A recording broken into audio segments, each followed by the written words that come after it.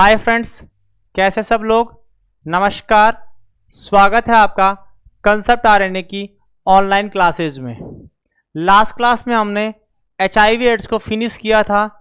वहाँ पर आने वाले सारे के सारे MCQ डिस्कस किए थे, चाहे वो डिजीज से रिलेटेड रहे हों, चाहे वो ART बोले तो एंट्री रिट्रोवायरल थेरेपी, जो दवाइयाँ दी जाती हैं एड्स के लिए, उनसे रिलेटेड रहा हो, चाहे वो PPE पोस्ट प्रोफाइलैक्सिस एक्सपोजर से रिलेटेड क्वेश्चंस रहे हों, या पर्टिकुलर ड्रग्स के रिलेटेड सवाल हों, सारे के सारे हमने डिस्कस कर लिए थे। आज मिल रहे हैं नई डिजीज के साथ में, न्यू कम्युनिकेबल डिजीज बोले तो चिकन पॉक्स। इसे हिंदी में अलग अलग नामों से जानते हैं। बहुत सारे लोग इसे चेचक की बीमारी के नाम से जानते हैं, कुछ लोग इसे आम भाषा में छोटी माता कहकर भी पुकारते हैं। चलिएगा, इस डिजीज का संपूर्ण विवरण हम पढ़ते हैं। तो आइए शुरू करते हैं चिकन पॉक्स को, और बात करने वाले हैं आने वाले इंपॉर्टेंट MCQs पर। सबसे पहले तो चिकन पॉक्स का नाम देखिएगा, छोटी माता। नेवर कंफ्यूज, बहुत सारे लोग स्मॉल पॉक्स, स्मॉल यानी छोटा होता है, स्मॉल पॉक्स को छोटी माता बोलते हैं, लेकिन वह बड़ी माता है। बड़ी माता स्मॉल पॉक्स होती है, जिसे शीतला भी बोलते हैं। और चेचक जो है वह बोलते हैं हम छोटी माता को, जो है चिकन पॉक्स के नाम से जानी जाती है। तो छोटी माता इज चिकन पॉक्स, बड़ी माता इज स्मॉल पॉक्स। नाम से उल्टा काम यहां हो रहा है। और स्मॉल पॉक्स को नाम दिया जाता है शीतला, और चिकन पॉक्स को नाम दिया जाता है चेचक। क्लियर है। चलिएगा, सबसे पहले तो एजेंट से शुरू करते हैं। क्या कारक है इस बीमारी का, किससे यह बीमारी होती है। तो सबसे पहले एजेंट की बात करें, यहां पर चिकन पॉक्स का एजेंट होता है varicella zoster. Varicella zoster, varicella zoster जो है वह कोजेटिव ऑर्गेनिज्म होता है। किसका, याद रखना है, चिकन पॉक्स का कोजेटिव ऑर्गेनिज्म होता है वेरिसेला जोस्टर। क्या नाम बताया बेटा, वेरिसेला जोस्टर। इसे एक और नाम से जानते हैं और बोलते हैं ह्यूमन हर्पीस, ह्यूमन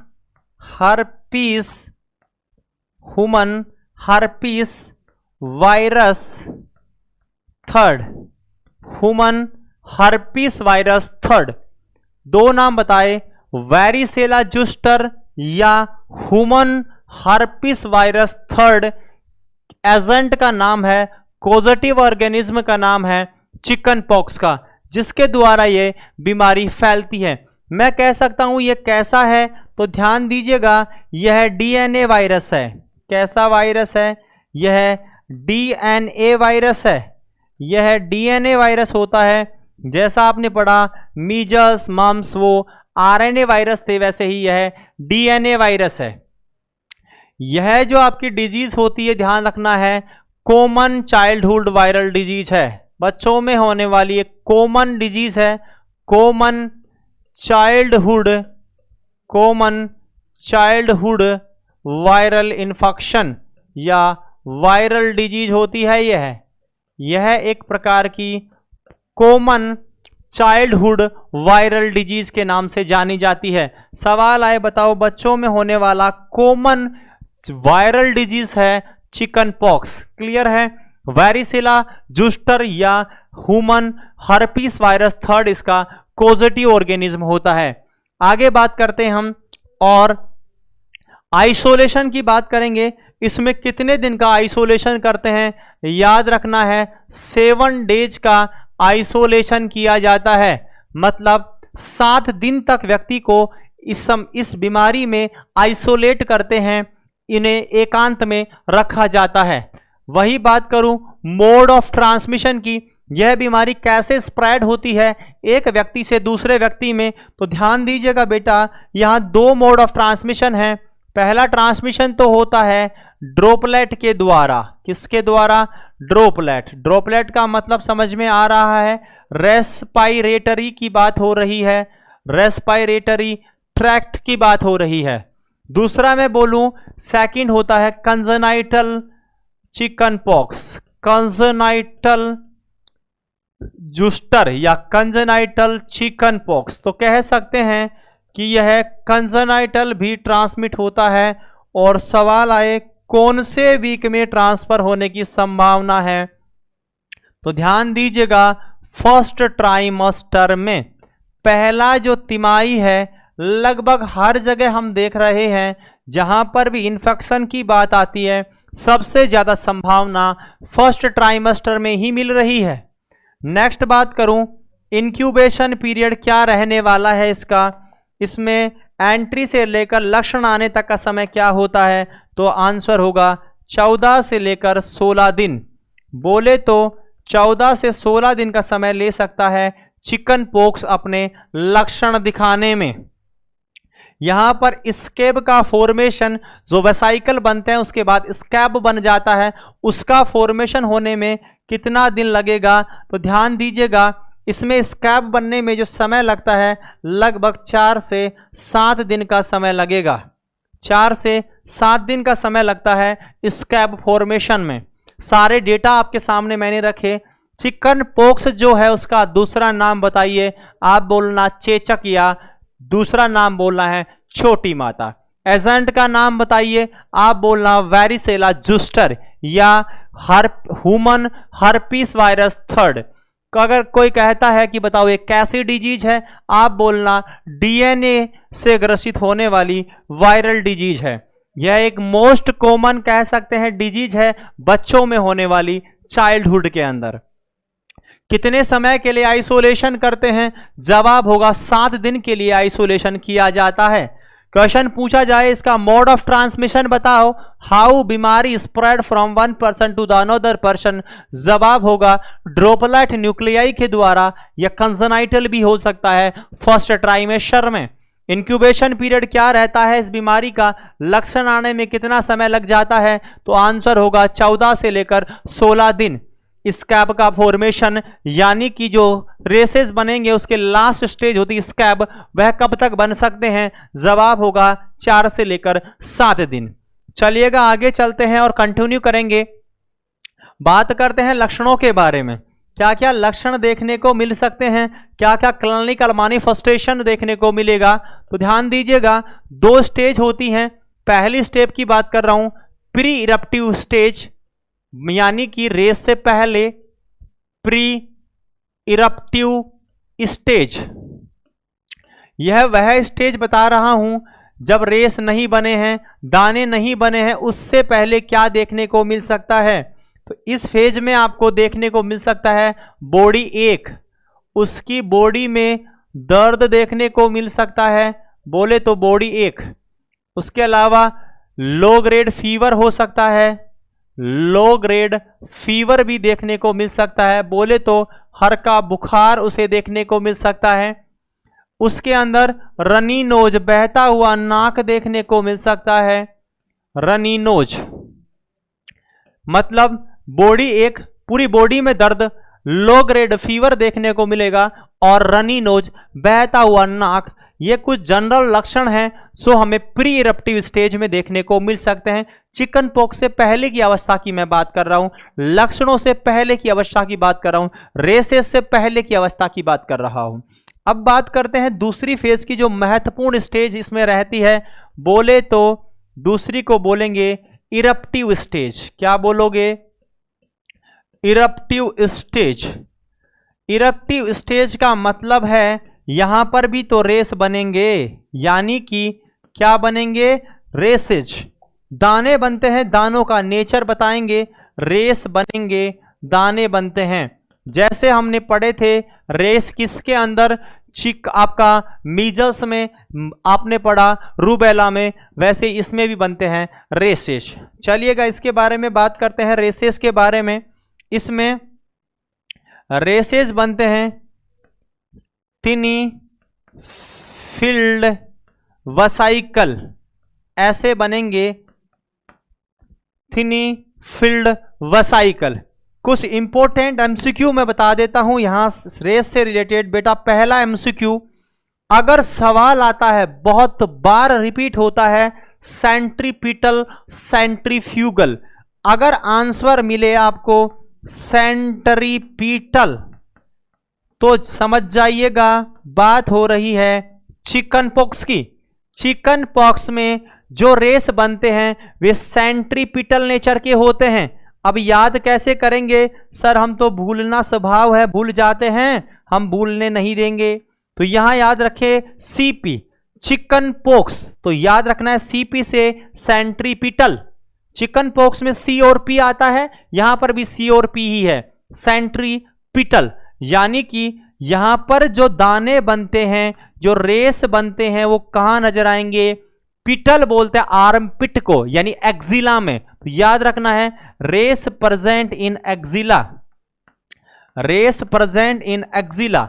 आपका जो एक्जिला वाला इलाका है वहां पर दाने नजर आते हैं, फोड़े नजर आते हैं, फुंसियां नजर आती हैं। इसका मतलब एक चीज तो तय है कि सोल और पारम पे नजर नहीं आएंगे। तो नेक्स्ट लाइन में हम लिख देंगे not seen in sole and palm, not seen in sole and palm, sole and palm. यानी कि अगर मैं जब दोनों में अंतर बताऊंगा आपको, स्मॉल पॉक्स और चिकन पॉक्स में, तब बोलूंगा चिकन पॉक्स में सीपी मतलब सेंट्रल पिटल, वहीं स्मॉल पॉक्स में एसपी बोले तो सोल और पाम। मतलब स्मॉल पॉक्स में जो दाने बनते हैं वो कहां नजर आएंगे? स्मॉल पॉक्स में, सोल और पाम में नजर आएंगे सर। लेकिन अगर मैं बात करूं चिकन पॉक्स में, ये कहां नजर आते हैं? एक्जिला में नजर आते हैं। याद रखना इंपॉर्टेंट लक्षण बहुत बार रिपीट होता है, सेंट्रीपिटल कहां नजर आते हैं? आपका जवाब होगा चिकन पॉक्स। क्या जवाब होगा? Chicken pox. चलिएगा आगे बात करते हैं, नेक्स्ट पॉइंट पर हम चलते हैं। आपको कुछ इमेजेस में दिखा रहा हूं, इमेजेस ध्यानपूर्वक देखिएगा। जो रेसेस की इमेजेस है वो यहां है आपके सामने।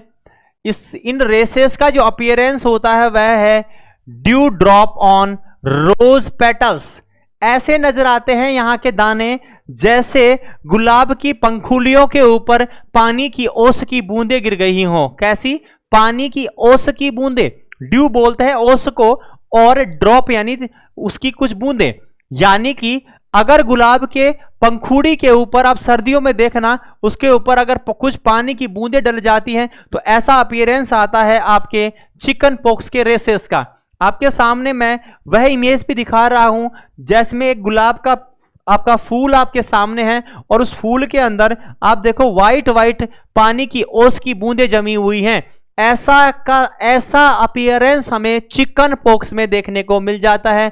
उस अपीयरेंस को भी आप देख सकते हैं। आपके सामने एक भाई साहब है, उनकी पीठ नजर आ रही है, जिनकी पीठ पर दाने बने हुए हैं चिकन पॉक्स से, बोले तो चेचक के दाने बने हुए हैं। देखिएगा ये दानों का अपीयरेंस ऐसे नजर आ रहा है जैसे बिल्कुल व्हाइट व्हाइट से टीनी से आपके रेसेस हो, कुछ पानी सा भरा हुआ उसमें हो, ऐसा अपीयरेंस नजर आता है चिकन पॉक्स में।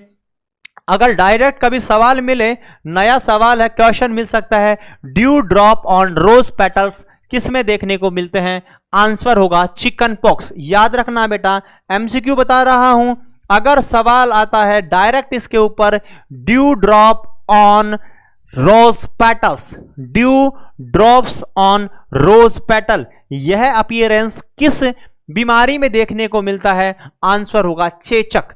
चेचक में जो दाने बनते हैं ऐसे नजर आते हैं जैसी ओस की बूंदें पड़ी हुई हों गुलाब की पंखुड़ियों के ऊपर।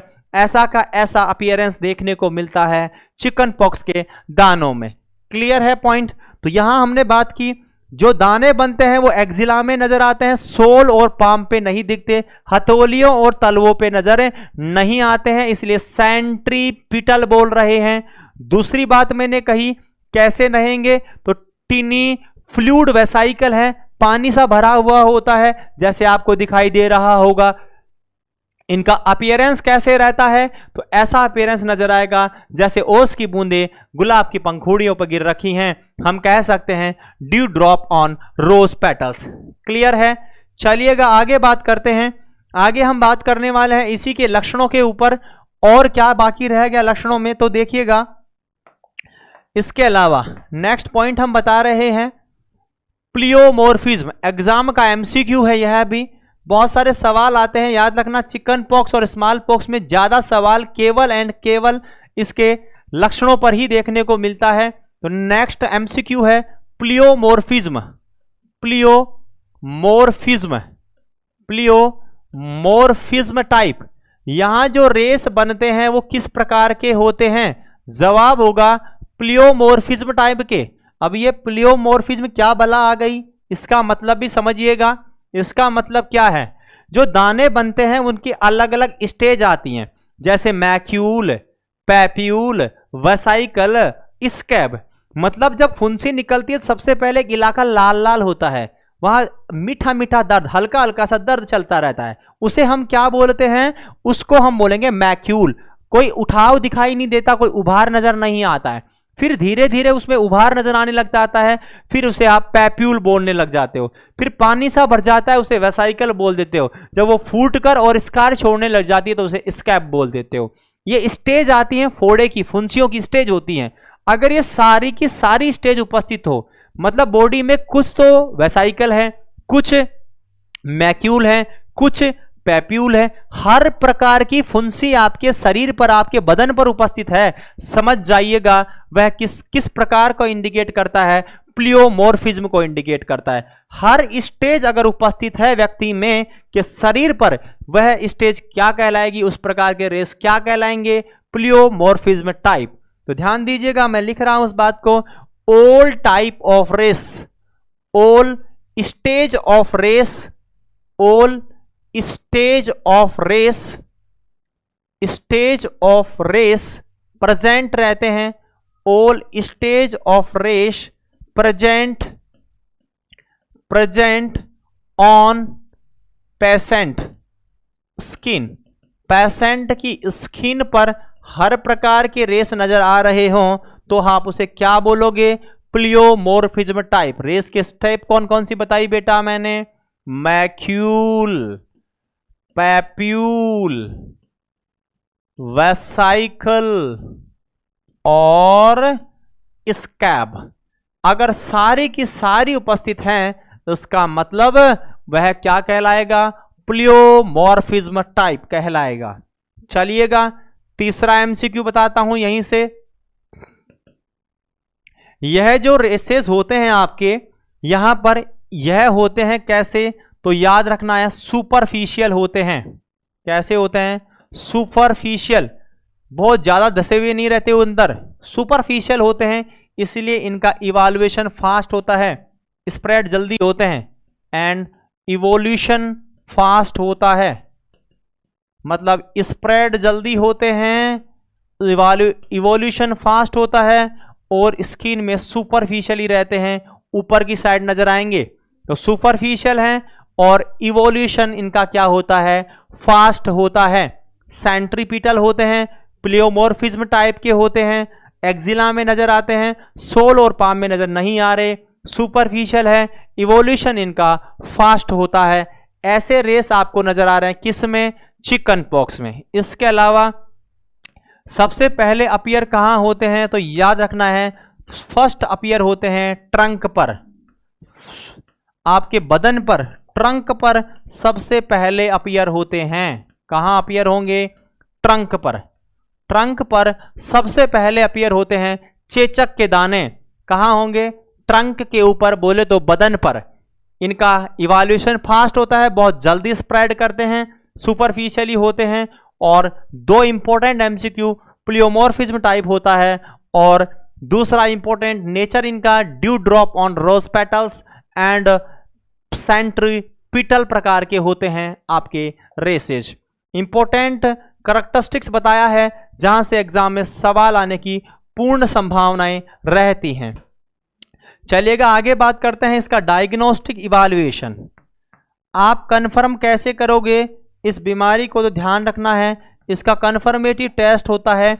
इन फोड़ों के को फूटने के बाद जो सिक्रेशन निकलता है उसको चेक करके कंफर्म करते हैं। तो ध्यान दीजिएगा, कंफर्मेटिव टेस्ट होता है confirm with the secretion of vesicle. Vesicle भरी हुई फोड़ी, यानी कि जो फुंसी भरी हुई रहती है कुछ सिक्रेशन से, उसे वेसाइकल बोलते हैं। उसमें पाए जाने वाले सिक्रेशन के द्वारा कंफर्म करते हैं चिकन पॉक्स को। तो इसका कन्फर्मेटिव टेस्ट होता है confirm by the secretion which is provided by the vesicle. जब वेसाइकल रप्चर होती है स्कैब बनने से पहले, उस सिक्रेशन को हम लेते हैं, सैंपल उसका लेते हैं और फिर टेस्ट करके कंफर्म करते हैं। क्या कंफर्म करेंगे? कंफर्म यह करेंगे कि उस जो व्यक्ति है आपका, उस व्यक्ति को क्या समस्या है, चिकन पॉक्स तो नहीं है। क्लियर है? तो ये आपका कंफर्मेटिव टेस्ट है। कैसा टेस्ट है आपका? कंफर्मेटिव। तो कंफर्मेटिव टेस्ट क्या हो गया? कंफर्मेटिव टेस्ट हो गया टेस्ट ऑफ या assessment of secretion of vesicle. Secretion of vesicle, आपके वेसाइकल का जो सिक्रेशन है उसको आप क्या करेंगे? असेस करेंगे। उसका असेसमेंट करने से पता लगेगा चिकन पॉक्स है या और कोई समस्या है। चलिएगा नेक्स्ट बात करते हैं इसकी कॉम्प्लिकेशन को। इसमें क्या क्या कॉम्प्लिकेशंस हो सकते हैं, हमें क्या क्या समस्याएं इसके साथ देखने को मिल सकती हैं इस बीमारी के साथ में। तो पहली सबसे बड़ी समस्या हो सकती है हर्पीस सिंगल्स आपको देखने को मिल सकता है। बोले तो हर्पीस जूस्टर हो सकता है इसके साथ में। दूसरा निमोनिया देखने को मिल सकता है और तीसरा है रेज सिंड्रोम देखने को मिल सकता है। रेज सिंड्रोम का मतलब होता है एनसेफेलोपैथी, ब्रेन की बीमारी है ये। एनसेफेलोपैथी साथ में नजर आता है प्लस फैटी लीवर। लीवर और ब्रेन एक साथ दोनों ग्रसित हो जाते हैं एक बीमारी में और उसका नाम है रेज सिंड्रोम। याद रखना यह जुड़ी होती है, एसोसिएटेड होती है एस्पिरिन के साथ में, एसोसिएटेड विथ एस्पिरिन। आपने पढ़ा होगा एस्पिरिन के बारे में। एस्पिरिन एक प्रकार की एनाल्जेसिक्स है। अगर एस्पिरिन दी जाती है तो उसे रेज सिंड्रोम हो सकता है। इसलिए याद रखना है चिकन पॉक्स में एस्पिरिन कॉन्ट्रा इंडिकेटेड होती है। क्या कॉन्ट्रा इंडिकेटेड होगा? Aspirin Contra indicated in chicken pox. Chicken pox में आपकी एस्पिरिन क्या है? तो बोलना है कॉन्ट्रा इंडिकेटेड रहती है, क्योंकि क्या हो सकता है? रेज सिंड्रोम हो सकता है, उसमें ब्रेन और लीवर की तकलीफ देखने को मिल सकती है। तो कॉम्प्लिकेशन में 3 मेन कॉम्प्लिकेशन बताए। हर्पीस सिंगलस बोले तो हर्पीस जूस्टर हो सकता है। नंबर 2 निमोनिया हो सकता है। नंबर 3 रेज सिंड्रोम हो सकता है। रेज सिंड्रोम महत्वपूर्ण है। एनसेफेलोपैथी मतलब ब्रेन की समस्या प्लस फैटी लीवर किससे रिलेटेड है? एस्पिरिन से रिलेटेड है।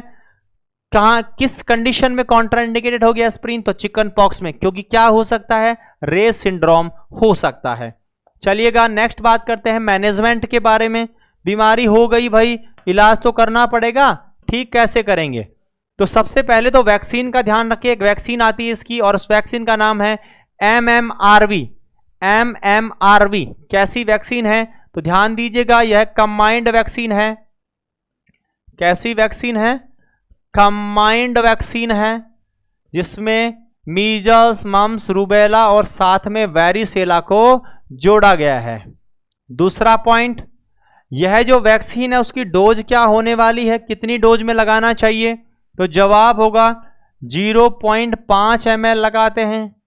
तीसरा, कब लगाना चाहिए और कौन से रूट से लगानी चाहिए? तो आंसर होगा सबक्यूटेनियस रूट से लगाते हैं। कब लगाते हैं? तो ध्यान देना है, इसकी 2 डोज लगाई जाती हैं। कितनी डोज लगाते हैं? 2 डोज लगाई जाती हैं। Combined vaccine 0.5 ml, subcutaneous route और 2 डोज लगाई जाती हैं। वैक्सीन का नाम है MMRV। MMRV। इसके अलावा दूसरा मैनेजमेंट है, इसमें इम्यूनोग्लोबुलिन दे सकते हैं। इम्यूनोग्लोबुलिन का नाम है varicella zoster immunoglobulin. Varicella zoster immunoglobulin. Varicella zoster immunoglobulin. Immunoglobulin यह इम्यूनोग्लोबिन दे सकते हैं आप। चलिएगा यहाँ के इंपॉर्टेंट एमसीक्यू भी डिस्कस करते हैं। पहला एमसीक्यू, डोज क्या रहने वाली है, तो ध्यान दीजिएगा 1.25 1.25 से लेकर 1.25 से लेकर 5 ml तक। कितना ml? 5 ml, 5 ml तक आप दे सकते हैं। रूट लेंगे IM। कौन सा रूट लेंगे? IM रूट लेंगे। चलिएगा टाइम बताते हैं कब लेना चाहिए, तो इसको लेना चाहिए 6 घंटे के अंदर अंदर, विथिन 6 आवर। आपको 6 घंटे के अंदर अंदर ले लेना चाहिए। कितने समय बाद प्रभावी नहीं होगी, तो नॉट इफेक्टिव आफ्टर 48 घंटा, नॉट आफ्टर 48 आवर। 48 आवर के बाद में इसको लेने का कोई फायदा नहीं होना है, तो नॉट ग्रेटर देन 48 आवर। दोनों एमसीक्यू बताया मैंने। कितने घंटे में लेना चाहिए? 6 आवर में। कितने घंटे बाद नहीं लेना चाहिए? 48 के बाद में नहीं लेना चाहिए। किसकी बात कर रहे हैं बेटा?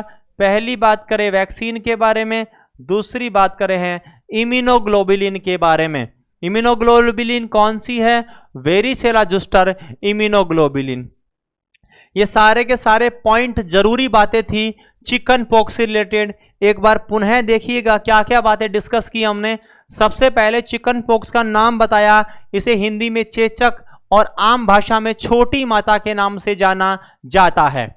इस बीमारी का एजेंट होता है वेरिसेला जुस्टर, जिसे एक और नाम से जानते हैं ह्यूमन हर्पिस वायरस थर्ड। यह बच्चों में होने वाली कॉमन वायरल डिजीज है। कौन से डीएनए के द्वारा होती है? आंसर होगा डीएनए वायरस के द्वारा। बोले तो कौन सा वायरस? DNA virus.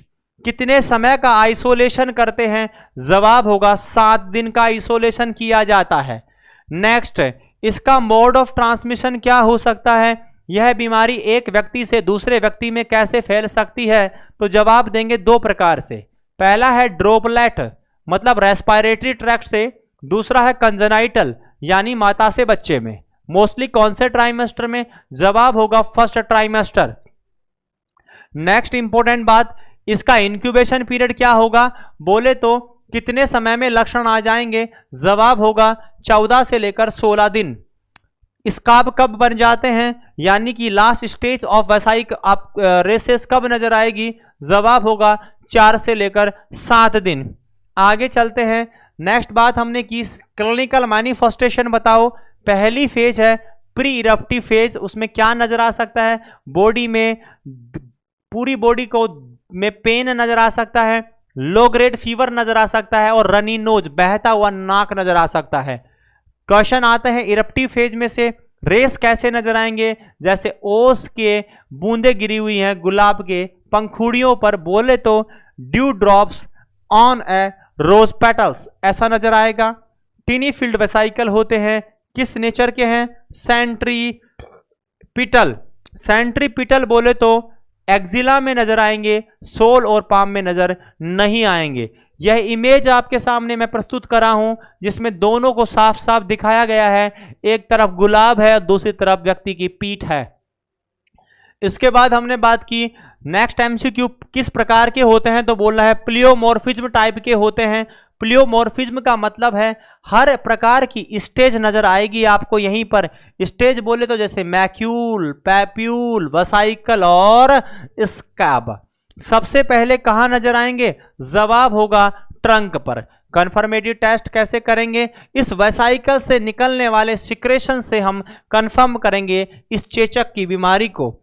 चलिएगा कॉम्प्लिकेशन की बात करते हैं। क्या क्या कॉम्प्लिकेशन हो सकता है? 3 मेजर कॉम्प्लिकेशन बताए। हर्पिस सिंप्लेक्स हो सकता है, से हर्पिस सिंगल्स के नाम से भी जानते हैं। निमोनिया हो सकता है, या रे सिंड्रोम देखने को मिल सकता है। रे सिंड्रोम से रिलेटेड 2 एमसीक्यू बताए।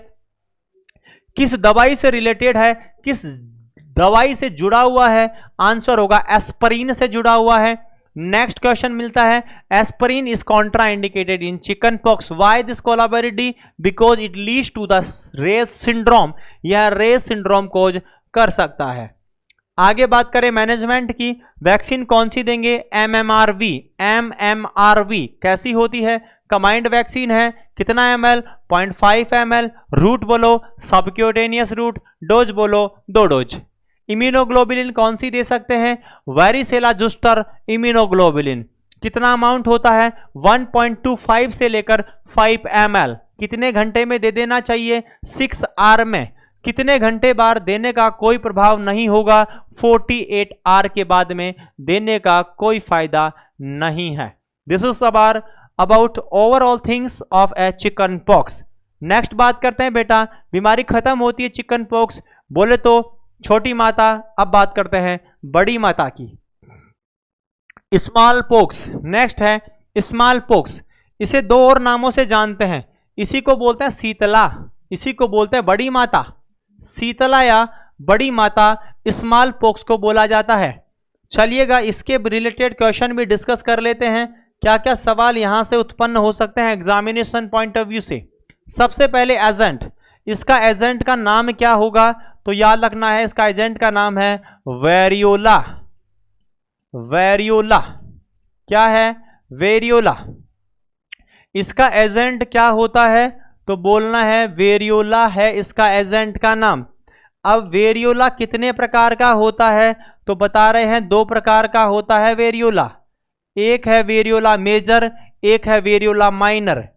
वेरियोला मेजर और दूसरा है वेरियोला माइनर। यानी कितने प्रकार का हो गया? 2 प्रकार का, वेरियोला मेजर, वेरियोला माइनर।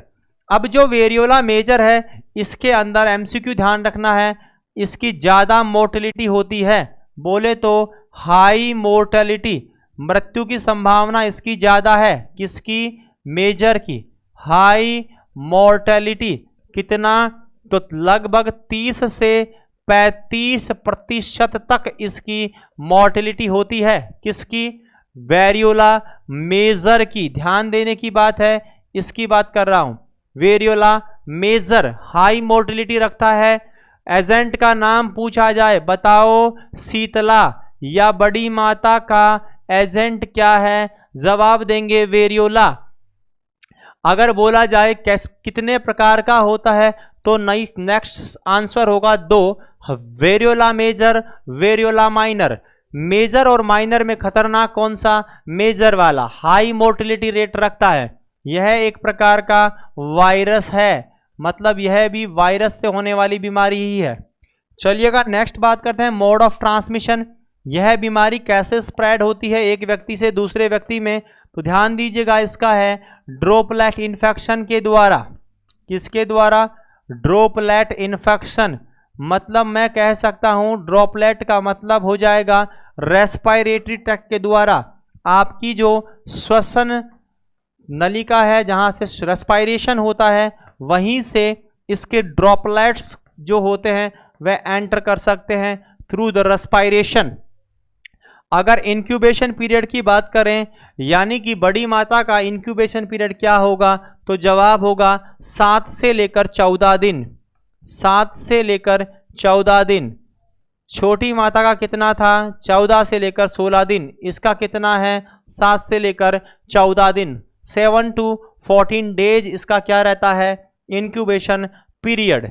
चलिएगा नेक्स्ट बात करते हैं, यहां पर स्कैब का फॉर्मेशन कब होगा? यहां पर लास्ट स्टेज कब देखने को मिलेगी?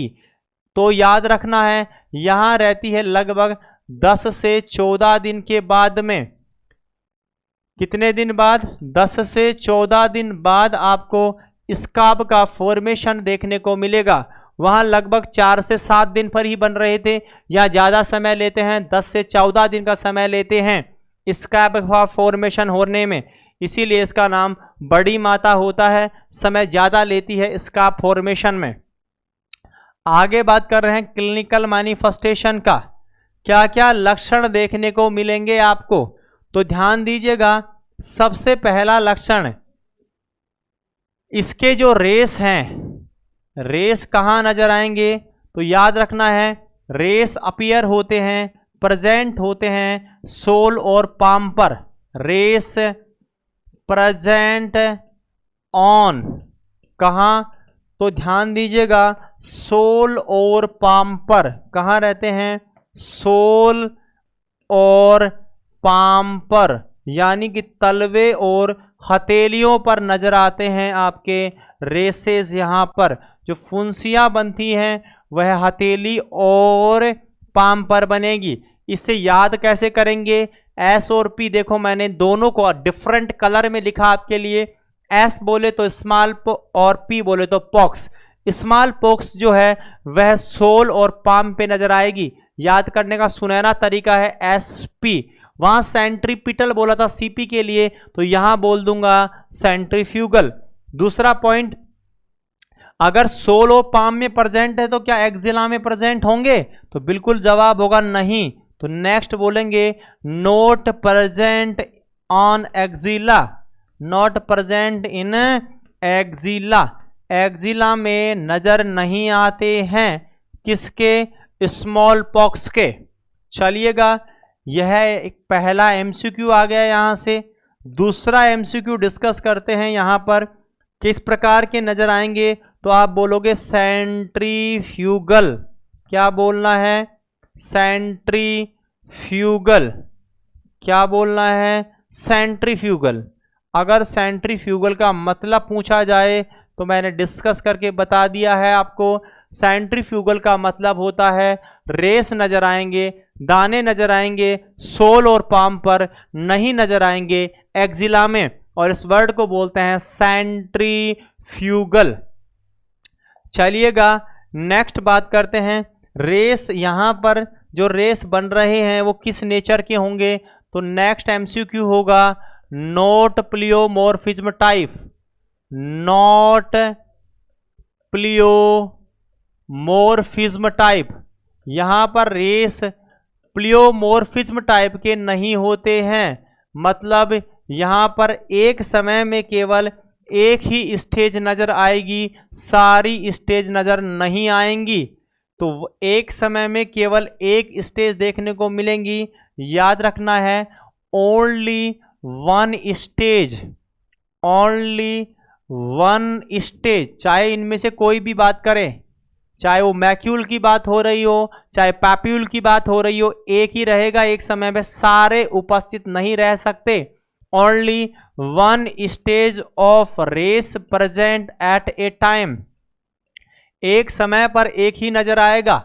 Only one stage of rash present at a time, एक समय पर एक ही नजर आएगा, सारे नहीं हो सकते। सारे होंगे तो क्या बोलोगे? प्लियोमॉर्फिज्म टाइप। अगर सारे नहीं है तो फिर क्या बोलोगे?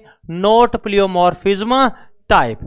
चलिएगा, नेचर बताता हूं कैसे होते हैं। तो याद रखना है ये डीप रेस हैं, गहरे होते हैं, डीप रेस, इसलिए इनका इवाल्युएशन कैसा होता है? तो याद रखना है इवाल्युएशन कैसा होगा? इवाल्युएशन इनका होता है स्लो।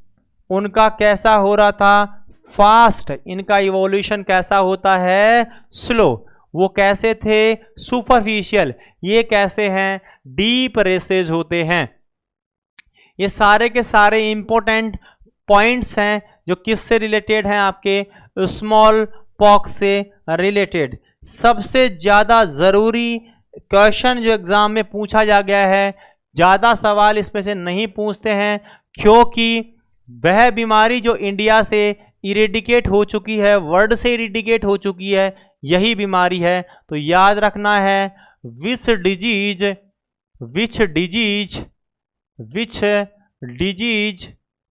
इरेडिकेटेड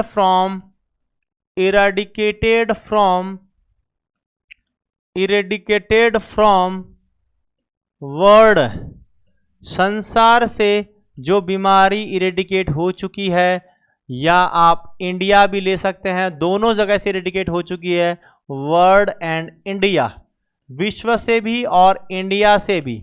जिस बीमारी की छुट्टी हो चुकी है, टीयर आउट फ्रॉम रूट, या टीयर आउट फ्रॉम रूट का मतलब होता है इरेडिकेशन। समझ में आ रहा है?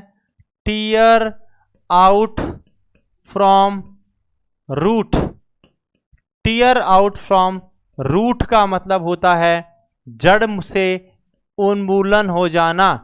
बीमारी का पूर्ण तरीके से एलिमिनेशन, कंप्लीटली फ्री हो जाना कहलाता है इरेडिकेशन। बोले तो टीयर आउट फ्रॉम रूट। कौन सी डिजीज है ये? आपका आंसर होगा स्मॉल पॉक्स। वह बीमारी जो भारतवर्ष से और संसार से विदा हो चुकी है, नाम है स्मॉल पॉक्स। और कब हुई थी याद रखना एक डेटा। वर्ड में अगर कहूँ मैं तो हम कहेंगे वर्ड से यह इरेडिकेट हुई थी आपकी 8 मई 1980 को, 8 मई 1980 को। और अगर यहीं पर सवाल पूछा जाए इंडिया से रिलेटेड तो आपको जवाब देना है इंडिया में अप्रैल 1977 को सर्टिफिकेट मिल गया था इसका इंडिया से अप्रैल 1977।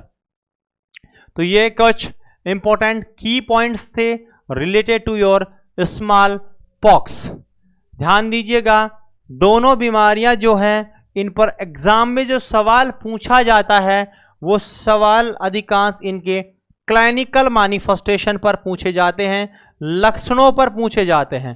अगर आप इन दोनों बीमारियों को कंपैरिजन करो तो आपको दोनों को बेहतर तरीके से समझ में आएगा। एक तरफ मैं लिख रहा हूं चिकन पॉक्स, ध्यान दीजिएगा, और एक तरफ लिखूंगा स्मॉल पॉक्स, चिकन पॉक्स, और एक तरफ है स्मॉल पॉक्स। पढ़ा दिया है मैंने। कंपैरिजन देखिएगा, याद करने की कुछ ट्रिक है। पहला यहां से आपको निकाल के लाना है नाम का पहला अक्षर सी और इसका नाम का पहला अक्षर पी। यहां से जब आप पहला नाम निकाल के लाओगे तो एक वर्ड निकल कर आ जाएगा सेंट्रीपिटल। क्या निकल कर आएगा? सेंट्रीपिटल। अब जब यहां सेंट्रीपिटल हो गया तो दोनों में अंतर तो होना ही है। यहां डायरेक्टली बोल देना सेंट्रीफ्यूगल। कोई परेशानी बिल्कुल नहीं। सेंट्रीपिटल तो सेंट्रीफ्यूगल, इनका मतलब समझ में आ ही गया होगा। सेंट्रीपिटल का मतलब एक्जिला होता है, यानी एक्जिला पे नजर आएंगे। अब यहां पर एस और पी जो वर्ड लिया गया है उसका मतलब समझ जाना है sole and palm. Sole and palm यानी ये कहां नजर आएंगे? सोल और पाम पर नजर आएंगे। एसपी तो यहां पर है सीपी, यहां पर है एसपी। यहां सोल और पाम है तो यहां एक्जिला है, यहां सेंट्रीपिटल है तो वहां सेंट्रीफ्यूगल है। दोनों आपके डिफरेंस समझ में आए। तीसरी यहां है प्लियोमॉर्फिज्म। प्लियोमॉर्फिज्म यहां है नॉट प्लियोमॉर्फिज्म। नॉट प्लियोमॉर्फिज्म, यहां प्लियोमॉर्फिज्म नहीं है। तो एक तरफ प्लियोमॉर्फिज्म, एक तरफ नॉट प्लियोमॉर्फिज्म। इसके अलावा यह होते हैं सुपरफिशियल। कैसे होते हैं? सुपरफिशियल। यह होते हैं डीप। बोले तो बिल्कुल उल्टा, डीप। अगर इसकी बात करें तो यह इनका इवोल्यूशन होता है, वह होता है फास्ट। Fast evolution. इनका इवोल्यूशन कैसा? फास्ट। तो यहां इवोल्यूशन कैसा? स्लो। Slow evolution. ये सारे के सारे वे पॉइंट है जो एग्जाम में पूछे जाते हैं। ज्यादा इंपॉर्टेंट की बात करूं सेंट्रल, सेंट्रीपिटल, सेंट्रीफ्यूगल, प्लियोमॉर्फिज्म, ये ऐसे सवाल हैं जो कहीं ना कहीं एग्जामिनर के मस्तिष्क में, उसके जहन में रहते हैं कि वो आपसे पूछे जब वह चिकन पॉक्स और स्मॉल पॉक्स की बात कर रहा है। तो आपको बिल्कुल कंफ्यूज नहीं होना है और सवाल को गलत करके नहीं आना है। चलिएगा, आज की क्लास में हमने जो दोनों डिजीज पढ़ी है उनका एक क्विक रिव्यूज करते हैं। सबसे पहले चिकन पॉक्स, नाम देखिएगा चेचक, छोटी माता। एजेंट का नाम है varicella zoster, human herpes simplex virus, third DNA virus यह होता है। आइसोलेशन की बात करें तो समय याद रखना है 7 दिन। मोड ऑफ ट्रांसमिशन की बात करें तो ड्रॉपलेट और कंजनाइटली होता है। इंक्यूबेशन पीरियड की बात करें 14 से 16 दिन। स्कैब फॉर्म की बात करें तो 4 से 7 दिन। पहला फेज इरप्शन से पहले बॉडी एक, लो ग्रेड फीवर और रनी नोज। इरप्टिव फेज में टीनी फील्ड वसाइकल रेस नजर आते हैं, सेंट्रीफ्यूजल फीटल नेचर के होते हैं, सोल और पाम पर देखने को नहीं मिलते हैं, एक्जिला में देखने को मिल जाते हैं। इनका अपीयरेंस नजर आता है जैसे dew drop on the rose petals या tiny fluid vesicles. Pleomorphism time के ये होते हैं और सुपरफिशियल और इवोल्यूशन इनका फास्ट होता है। सबसे पहले ट्रंक पर अपीयर होते हैं। कन्फर्मेटिव होता है इनका वेसाइकल से निकलने वाला सिक्रेशंस। आगे बात करें कॉम्प्लिकेशन की, herpes shingles, pneumonia, Reye syndrome. Reye syndrome are associated with aspirin, so aspirin is contraindicated in chicken pox. Management की बात करें, वैक्सीन अवेलेबल है, MMRV कमाइंड वैक्सीन है 0.5 ml, subcutaneous route 2 doses. Immunoglobulin दे सकते हैं 6 घंटे के भीतर 48 घंटे के बाद देने का कोई फायदा नहीं। आपकी इम्यूनोग्लोबुलिन का नाम है वारिसेला जूस्टर। इम्यूनोग्लोबुलिन 1.25 से लेकर 5 ml तक दी जाती है। Next is small pox, Shitala या बड़ी माता बोलते हैं। इसका एजेंट का नाम वारिसेला वेरियोला और 2 प्रकार का होता है, variola major, variola minor. Transmission होता है ड्रॉपलेट इन्फेक्शन के द्वारा, या इंक्यूबेशन पीरियड की बात करूं तो 7 से लेकर 14 दिन। स्कैब का फॉर्मेशन मिलेगा 10 से 14 दिनों में। क्लिनिकल मैनिफेस्टेशन, रेस प्रेजेंट हैं सोल और पाम पर। याद करने की ट्रिक, SP बोले तो स्मॉल पॉक्स, SP बोले तो सोल एंड पाम। दूसरा यह नेचर कहलाता है सेंट्रीफ्यूगल। क्या कहलाता है? सेंट्रीफ्यूगल। प्लियोमॉर्फिज्म टाइप के नहीं होते हैं, डीप रेस होते हैं, इवोल्यूशन भी स्लो होता है। भारत से और पूरे विश्व से जो बीमारी फ्री हो चुकी है, इरेडिकेट हो चुकी है, उस बीमारी का नाम है small pox. Tear out from root को बोलते हैं इरेडिकेशन। कब हुई संसार से विदा? 8 मई 1980 को। कब हुई भारत से विदा? अप्रैल 1977 को। अंतर बताइए दोनों में। एक तरफ है सीपी सेंट्रीपिटल, एक तरफ है सेंट्रीफ्यूगल। एक तरफ है स्मॉल पॉक्स बोले सोल एंड पाम, दूसरी तरफ हो जाएगा एक्जिला। एक तरफ है प्लियोमॉर्फिज्म, दूसरी तरफ हो जाएगा नॉट प्लियोमॉर्फिज्म।